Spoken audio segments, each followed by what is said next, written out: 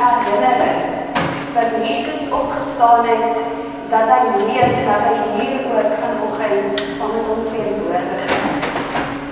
Ons is hier saam in die naam van ons opgestaane Heer, met vreugde en met lof, en dit laat ons dink aan Psalm 118, met die woorde, die Here is my krag en my beskerming.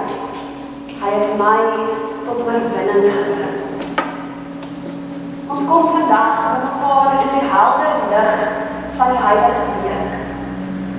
Ons het verlede week saam Paasfees gevier met oorvloedige vreugde, 'n oop graf, 'n leë dood en 'n lewende Here Jesus Christus. Dit is ons so maklik om met vreugde hierdie Paasfees te vier, met vreugdevolle liedere en wit doeke met blomme en feesvieringe. Maar dan keer ons lewe terug na normaal en die opwinding van Paaszondag vervaag. Ons word ingetrek in die wêreld van rutine, van verantwoordelikhede, bekommernisse en dalk selfs wanhoop. Maar God se verrassings, die leë graf en alles wat saam met dit gepaard gaan, wil nie meer eendag jaar weer klink nie. Dit wil in ons lewens deur ons weer klink. En vandag, op die eerste Paaszondag, in die Paasseisoen, herinner dit ons aan Paasvreugde. Dat dit nie 'n eenmalige viering is nie, maar dit 'n lewenslange roeping is. Nie net 'n herinnering wat gevier word en gebeur, maar die lewende werklikheid wat in ons lewens gebeur. Iets wat ons elke dag beleef. Paasfees was nie die einde nie, maar dit is die begin van 'n nuwe tyd. Eintlik die begin van ons Christelike kalender, van die jaar waarin ons verder reis. Paasseisoen is 'n seisoen van 40 dae, waarin ons in die kerk wêreldwyd die opstanding vier. Nie net op 'n Sondag nie, maar as 'n reis van ons geloof. 'n Tyd van verwondering en ontdekking. 'n Tyd waarin ons leer om met oop oë te leef. Om te sien hoe die opgestaane Heer nog steeds in ons midde verskyn. Ons nooi ons saam met hom te stap en hom te volg. God se verrassings het nie opgehou nie. Maar wat doen 'n mens met hierdie verrassings wat ons raak sien? Mag ons vanoggend met oop harte en 'n oop gees na God toe kom. Ons Here wat die dood oorwin het, wat ons vanoggend op sy ritme ingenooi het. Vandag neem ons die eerste tree na Paasfees en ontbring ons vreugde. Dit bring vir ons vrae. Dit bring hoop en dit bring ook onsekerheid. En dit vra van ons om alles van onsself, hierdie warboel van emosies en gedagtes, by sy voete te kom neersit. En mag ons dan vanoggend en in hierdie seisoen van 40 dae saam met God opstaan. Nie net op 'n feesdag nie, maar in ons gewone lewe, in elke dag. En mag ons stil raak en hom innooi om by ons teenwoordig te wees. En ek wil nou juist vir ons uitnooi om te dink oor wat met jou in hierdie week gebeur het. Van Goeie Vrydag na Paaszondag na vandag. Wat het met jou deur hierdie week gebeur? Watter emosies het by jou opgekom? Waarmee sit jy vanoggend hier? En terwyl ons daaroor dink, gaan ons 'n lied luister, 'n Engelse lied, Mighty to Save.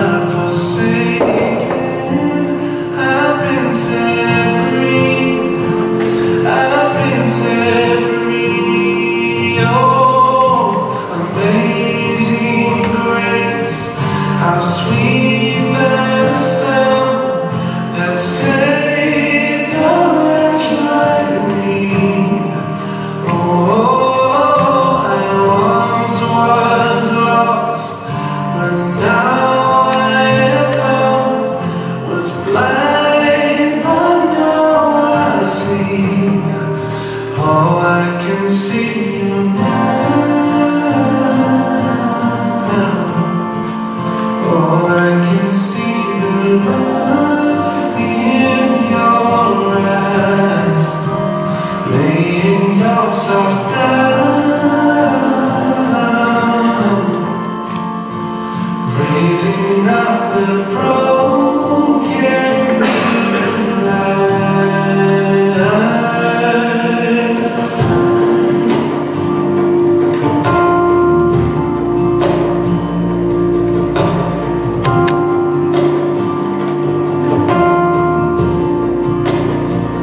You take our failure, you take our weakness, you set your treasure in jars of clay. So take this heart, Lord, I'll be your vessel, the mountain will see your life in me.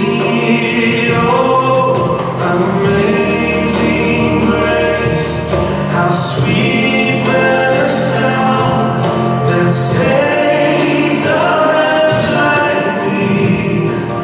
Oh, I once was lost, but now I have found. Was blind, but now I see. Oh, I can see you now.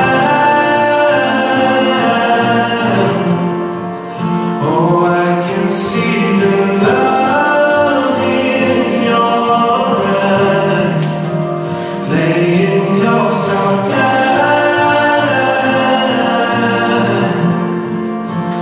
raising up the broken to life.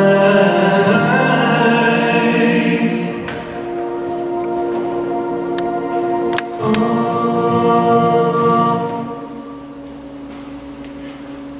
Die Here groet ons vanoggend met die woorde wat Jesus vir sy disippels gesê het.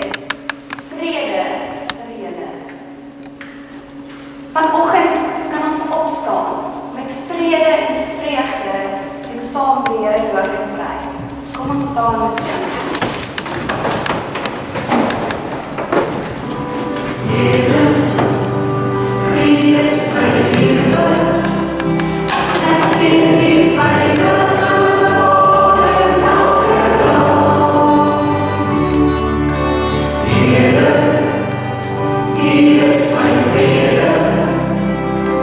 As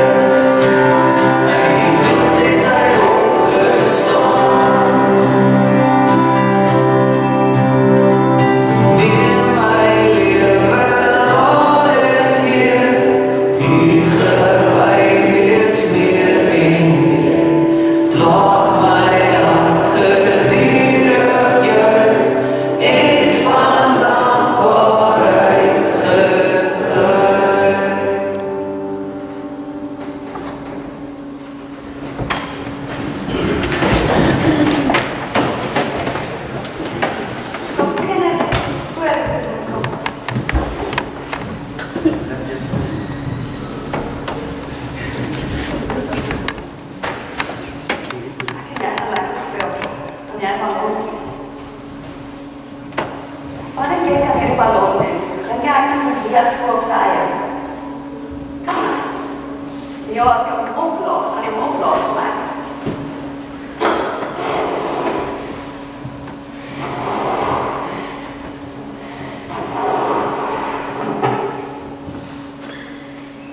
Kijk, nou gaan ons hom los en kyk of wat hy beweeg.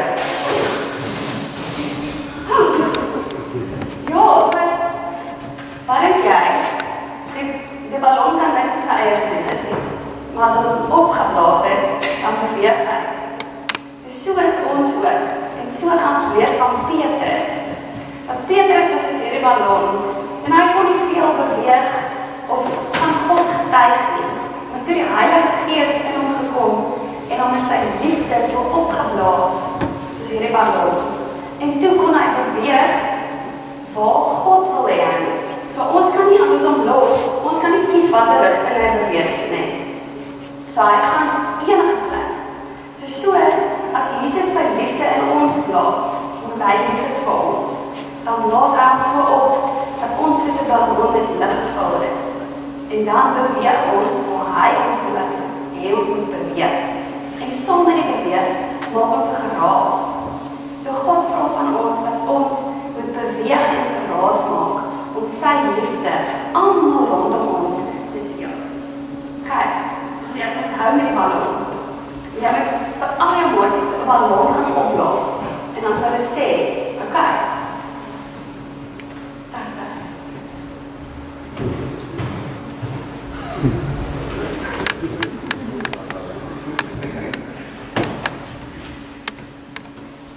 Kom ons sluit oop. Dierbare Hemelse Vader, dankie dat ons vanoggend op u ritme kon ingenooi word. Weekliks op die ritme van 'n kerkklok kan weet dat ons as u geloofsfamilie hier saam teenwoordig is. Stil word by u voete. In 'n wêreld gevul met geraas, met oorlaaide harte, kom gee u vir ons ander ritme.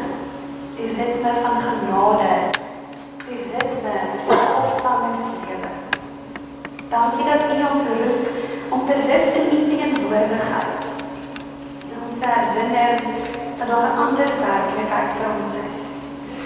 Nie die een van nuus en nood nie, maar die werklikheid van 'n oop graf, 'n leë graf en 'n lewende Here Jesus Christus. Here, dankie dat ons vanoggend met ons woorde, met ons klanke, met ons monde, met ons harte, u kan loof en prys en van dankbaarheid kan getuig. Dankie dat ons u kan raak sien in die klein dinge, soos 'n ballon wat opgeblaas word. Dankie, Here, dat ons kan weet dat u ons vul met u gees, met u liefde, met u lewensgewende asem. Here, ons kom en vra vanoggend vir u, die Here van lewe, soos u die klip weggerol het, vra ons rol vanoggend die klippe van ongeloof, moedeloosheid, selfgenoegsaamheid uit ons pad. Maak ons harte sag en maak ons ore oop, maak ons lewens ontvanklik vir u stem.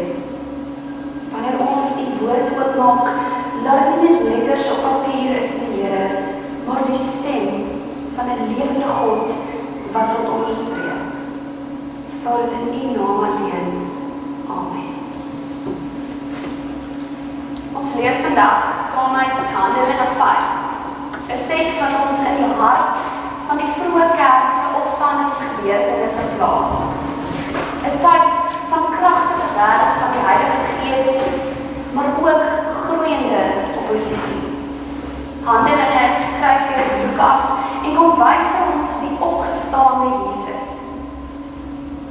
Dit wys vir ons dat die opstandingskrag van God nie net in die tuin buite Jerusalem gebeur het nie net daar gewerk het nie, maar in tronke, in regsale en in gewone mense se lewens. Die evangelie het aanhou beweeg en geraas maak. Dit kom wys vir ons dat die Paasverhaal maar dat het daar begin het. En nou lees ek saam in Handelinge 5, vers 27 tot 32. Hulle bring toe die apostels en later voor die Sanhedrin staan. Die hoofpriester het hulle begin ondervra. Het ons julle nie ten sterkste verbied om in hierdie naam te leer nie. En kyk, julle het julle leer deur die hele Jerusalem versprei. En julle wil die bloed van hierdie man op ons sit. Maar Petrus en die apostels het geantwoord, ons moet eerder gehoorsaam wees aan God as aan mense. Die God van ons vaders het Jesus opgewek, wat julle doodgemaak het deur hom aan 'n kruishout te hang. Hom het God as leidsman en verlosser tot aan sy regterhand verhoog, om aan Israel bekering en vergifnis van sondes te skenk. Ons is die getuies van hierdie gebeure, en so ook die Heilige Gees wat God gegee het aan hulle wat aan hom gehoorsaam is. Net tot sover. Die Paasevangelie is nie verby nie. Dis die begin van 'n nuwe hoofstuk wat geskryf is. Die feit dat Christus lewe is nie net 'n dogma nie, dis 'n dinamika. Die opstanding is die spulpunt, die draaipunt van die geskiedenis, maar die aanvang van 'n nuwe manier van bestaan. Karl Barth skryf so mooi en sê, the resurrection is the awakening of the new man, and therefore the true beginning of new life. Dat by die opstanding is die beginpunt van 'n nuwe lewe. En ons het dalk Paasondag gevier met liedere en blomme, maar Paasfees wil jou Maandag, jou Dinsdag en jou Vrydag ook kom herdefinieer. Dit wil in elke donker hoekie van ons wêreld inbeweeg. En Handelinge 5 kom nooi ons uit. Dit wil tralies oormaak en die doodes sisteme op hul kop keer. Dit gaan oor gelowiges wat teenstand stuit en aanhou beweeg en geraas maak.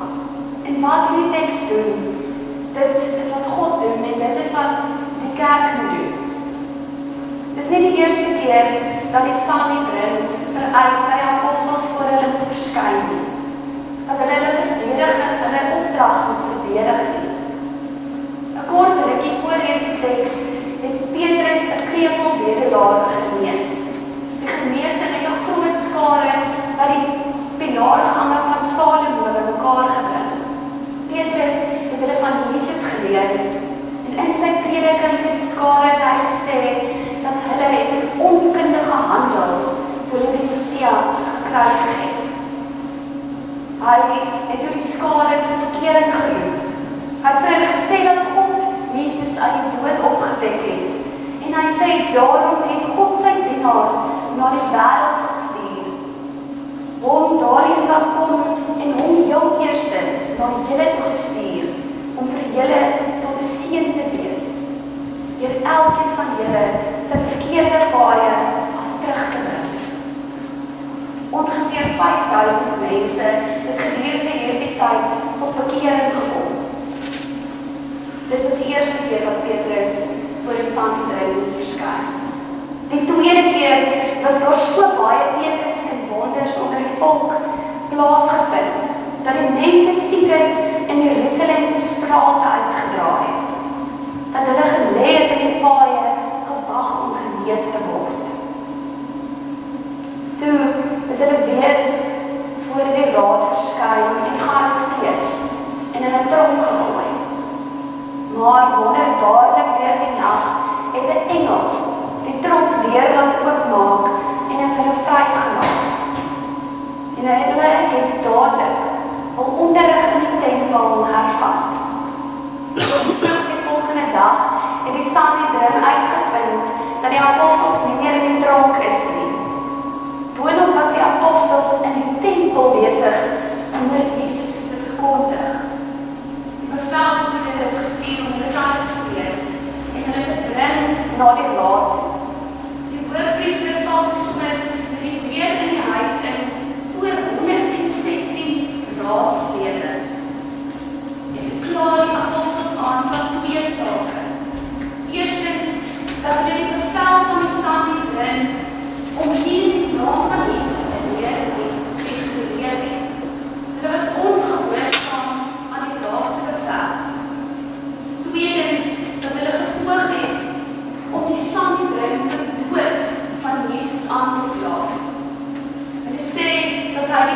van hierdie man op ons gerig.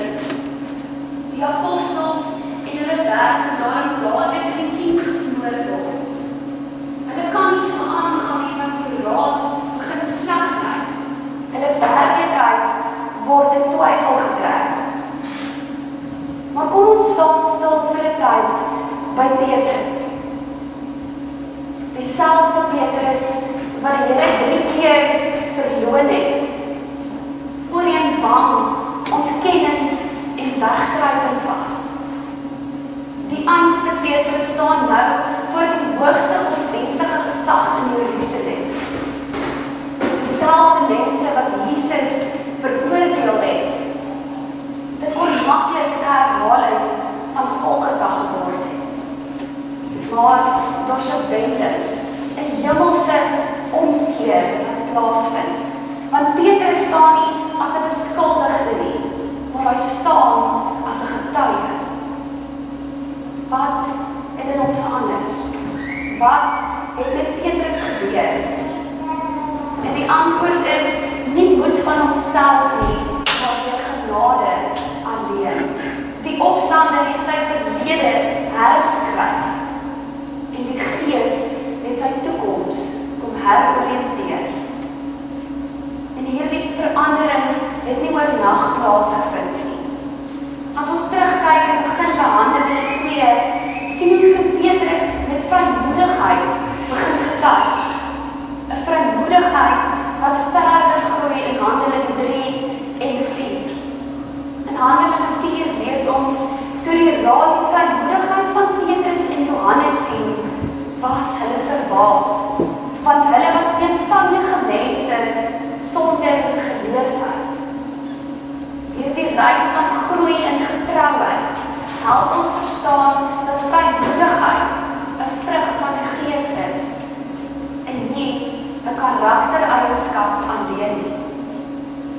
Wanneer hulle dan vir Petrus sê, maar hy mag nooit weer in die naam van Jesus praat nie, is sy eerste woorde, 'n mens moet eerder aan God gehoorsaam wees as aan mense.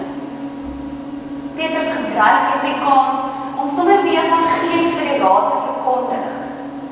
En hierdie einste woorde wat eeue lank bly weer klink. Die woorde wat martelare in die Kolosseum gesing het. Woorde van Bybelvertalers wat onder die doodsvonnis gewerk het. Woorde wat kerkvader Dietrich Bonhoeffer die pad na die galg gelei het. Woorde wat vir vandag ook baie beteken. Die rigting wys wanneer die wêreld God se stem wil stil maak. In hierdie oomblik herinner my so baie aan die Heidelbergse Katekismus, Sondag 1. Wat is jou enigste troos in lewe en in sterwe? Die antwoord begin so mooi dat ek met liggaam en siel in lewe en in sterwe nie aan myself nie, maar aan my getroue verlosser, Jesus Christus, behoort. Maar ons let op, Petrus se gehoorsaamheid is nie 'n rebellie nie. Dis nie selfgesentreerde, burgerlike ongehoorsaamheid nie. Dis 'n gehoorsaamheid aan die hoogste gesag. Dis 'n geloofsgetrouheid. Nie politieke omstandigheid nie. En as ons dink aan Daniël se vriende in Babylon, wat geweier het om voor die Galileo te buig. Ons dink aan Mordegai en Esther, aan Elia, aan Johannes die Doper. Hulle het nie oor gesag gespot nie. Hulle het aan God se gesag getrou gebly. En dan sê Petrus die volgende woorde, 'n teologiese plofstof wat sê dat die God van ons voorvaders het Jesus opgewek, wat julle doodgemaak het deur hom aan 'n kruishout te hang. Dit is die kern van die evangelie in een sin.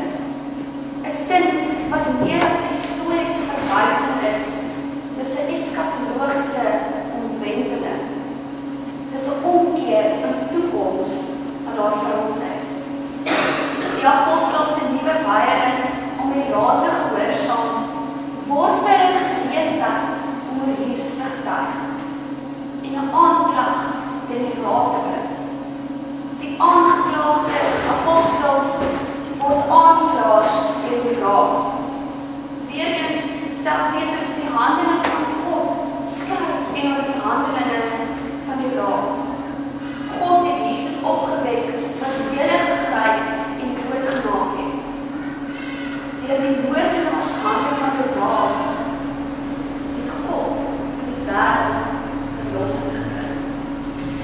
Die kruis, die plek van oordeel, van vervloeking, van uitsigloosheid, word die plek waar God se liefde en verlossing die helderste tentoongestel word. In Romeine 4 sê Paulus, hy is oorgelewer ter wille van ons oortredinge en opgewek ter wille van ons regverdigmaking. Die opstanding is God se ja op sy seun se getrouheid en 'n nee op die wêreld se oordeel. Die doodswoord van die wêreld word die lewenswoord van God. Dit word die geleentheid van God se genade. En ons mag nooit weer die diepte hiervan onderskat nie. Die kruisiging van Jesus was nie 'n tragiese fout in die geskiedenis nie. Dit was God se plan vir verlossing. En toe hy opgewek is, het hy nie net sy eie dood oorwin nie, maar die dood self. Vir die raad, vir die wêreld, was die kruis 'n plek van mislukking. Maar vir God was dit 'n groot oorwinning. En dit is wat die Paasverrassing vir ons bring, dat oordeel die woord deur die volk deur word vir verlossing. Martin Luther skryf dat dit 'n wonder is, dat Jesus juis deur die wonde van Christus vir ons genesing gebring het. Dat die ergste dag die mooiste dag in God se koninkryk geword het. En Petrus gaan voort en hy sê, God het hom verhoog tot leidsman en verlosser, aan sy regterhand om aan Israel eer en vergifnis van sondes te skenk. In een sin skets Petrus deur die hart van die verrassing van Paasfees. Die een wat mense verwerp het, is deur God verhoog. Die een wat aan die kruishout gehang het, sit nou aan die regterhand van God. Petrus gebruik twee sterk Griekse woorde, leidsman en verlosser. Hierdie titels dra politieke en teologiese gewig.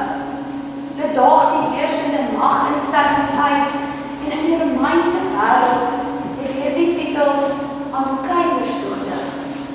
Keiser Augustus het bekend gestaan as die verlosser van die wêreld. Die keiser het gesag gehad om vrede en stabiliteit te bring, of so het hulle gedink. Maar Petrus kom draai die werklikheid om, radikaal. Dit is die eerste keer in Handelinge dat ons hierdie woord verlosser raak is. Dit word in Handelinge slegs nog 1 keer in hoofstuk 13 gebruik. Maar as ons verlosser en redder dink, dan kom dit aan die Ou Testament, waar God as redder gekruis word. Die mooi woorde van Habakuk 3, nogtans sal ek juig, nogtans sal ek in die Here jubel en ek juig in God my redder. Dit kom toonbegeer in die res van die Nuwe Testament voor, waar God se verlossingsplan volgens Markus, Lukas, Johannes, Petrus en Paulus aan Jesus toegeskryf word. En Maria se lofsang, my gees jubel oor die Here, my verlosser. Verlossing kom onopwonde deur geen ander naam as Jesus in. Jesus, die ware leidsman. Christus is nie net wys nie net die weg nie, maar hy is die weg self. Die verhoogde een wat self die diepte van verwerping moes ken. Hy wys die pad. Nie net vir Israel nie, maar vir die hele wêreld. Hy is die ware verlosser, wat nie heers deur mag en geweld nie, maar deur diensbaarheid, liefde en opoffering. Wat 'n wonderlike verrassing. Die verlosser is nie 'n figuur van majesteit en mag volgens die aardse standaarde nie. Hy is die gekruisigde,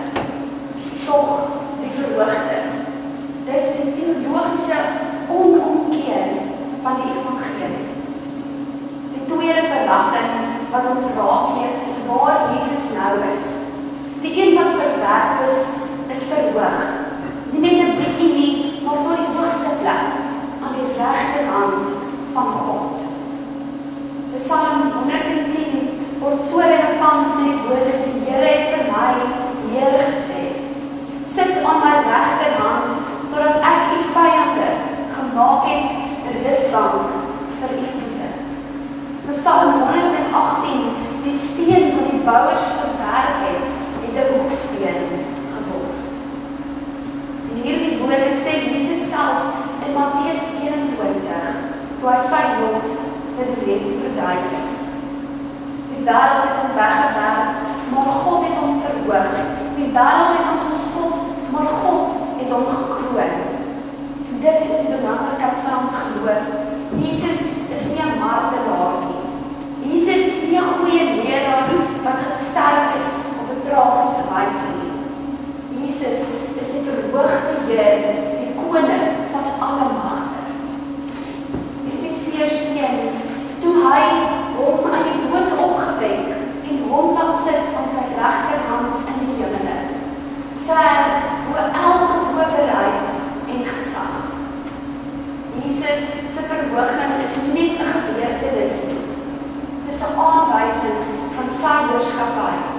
Hy regeer en hy regeer nie ver weg van ons af nie.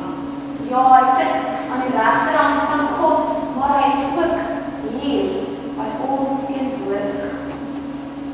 En hy regeer met 'n doel om bekering en vergifnis te skenk. Niemand is te verwerp en verhoog te word.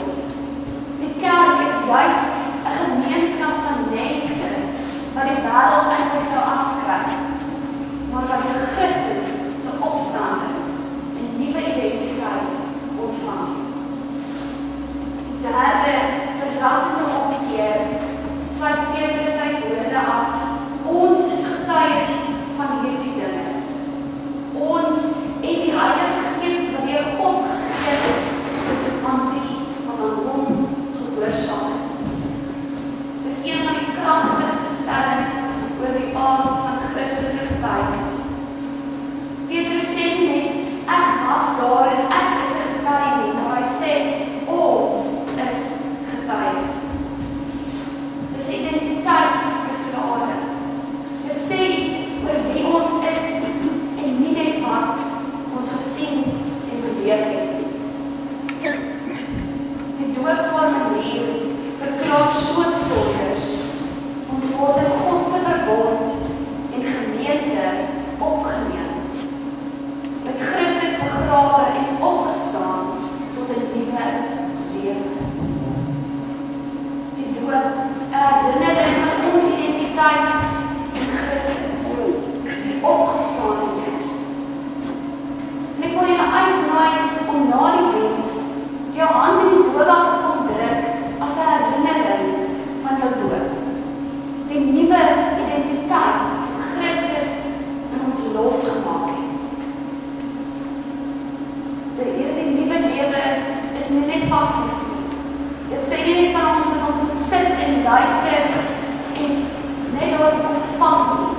Dit vra van ons om iets te doen. Dit is missionaal. Die Gees word gegee aan die wat gehoorsaam is. Hier sien ons dat die lewe van gehoorsaamheid en die ervaring van die Gees hand aan hand loop. Dis nie dat ons die Gees verdien nie, dis uit genade vir ons gegee. Maar waar daar 'n hart van oorgawe aan God is, werk die Gees met krag. Juist daarom is die Heilige Gees ons medegetuie. Dit beteken dat ons getuienis altyd meer is as net woorde. Dis 'n goddelike teenwoordigheid. En hierin lê groot troos en krag. Dat wanneer jy praat, beweeg en leef, vergewe en dien, werk jy nie op jou eie nie. Jy dra nie die volle las van die koninkryk op jou skouers nie. Jy is deel van 'n goddelike spanwerk. Die Gees is jou oormaat, jou versterker, jou fluistering in oomblikke van onsekerheid. En Jesus het beloof in Handelinge 1, maar julle sal krag ontvang wanneer die Heilige Gees oor julle kom en julle sal my getuies wees. Getuies in hierdie wêreld. Die Gees skenk nie net vir ons geloof nie, hy rig ons op as getuies.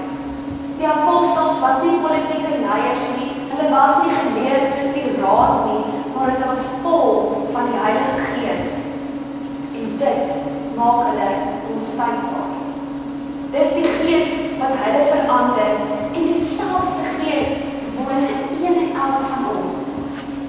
As die gees van hom wat Jesus opgewek het in julle woon, sal hy ook julle sterflike liggame lewend maak. Dit beteken vanoggend vir ons dat elke Christen, oud of jong, geroep is om te getuig. Miskien voel jy vandag soos 'n ware getuie nie. Miskien voel jy soos iemand wat meer vrae as antwoorde in hierdie wêreld het. Maar die Gees roep jou om met jou vrae, met jou onsekerhede, jou kleinheid en maak van jou 'n draer van groot genade. Dis nie die selfversekerdheid wat die wêreld verander nie. Dis die wat getrou bly. En hier in hierdie teks gebeur dit, die Gees werk, die mense getuig, die wêreld verander. Die opstandingskrag van Christus beweeg die gewone mense en maak geraas. Wat beteken dit vir my en jou as ons dit hoor?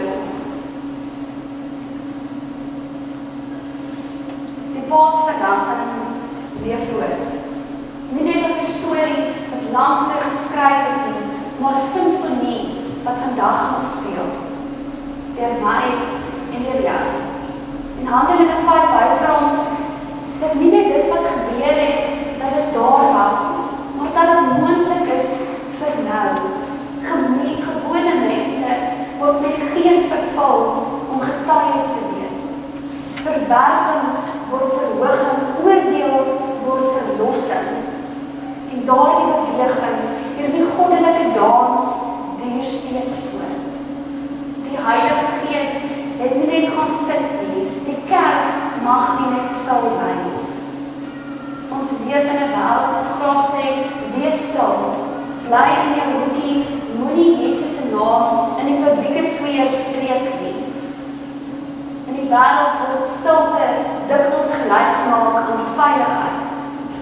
Maar juist daar kom roep die evangelie ons om 'n heilige geraas te maak.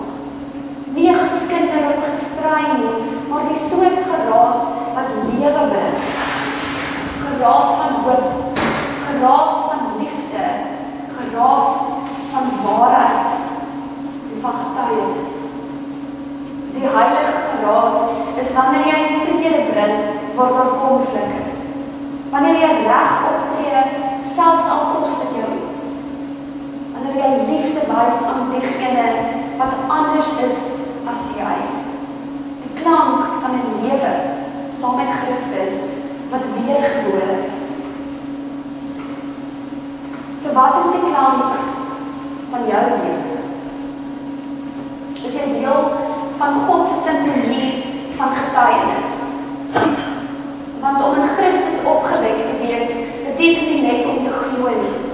Dit beteken om te beweeg, om saam met God se ritme te leef, om in die wêreld in te stap met liefde, met vrymoedigheid en met hoop. Mag jou lewe dans op die maat van genade. Mag jou woorde en dade die wêreld herinner dat Jesus leef. Mag jy soos Petrus staan, nie uit eie krag nie, maar met Christus en die Gees jou staande hou. Mag jy sing uit volle bors, nie omdat alles reg is nie, maar omdat Christus regeer. Mag ons as gemeente nie net luister na die evangelie nie, maar dit laat weerklink, laat beweeg en laat lig bring. Die Paasverhaal het nie geëindig nie, dit het begin. En elkeen van ons is deel van daardie nuwe hoofstuk. Amen. Kom ons staan voor.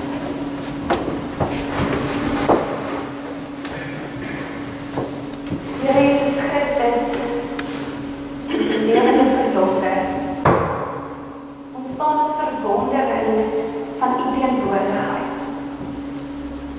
Dankbaar vir die waarheid wat ons vandag kon hoor.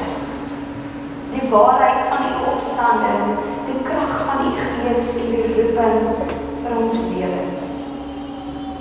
Die woord vanoggend soos 'n helder klank in ons weer klink. 'n Getuienis van lewe, van hoop en 'n nuwe begin. Mag hierdie waarheid nie net in ons gedagtes bly as ons hier uitgaan nie, maar in ons lewens diep wortels skiet. Heilige Gees, ons vra dat U dit wat gesaai is, sal nat maak, sal voed en sal laat groei.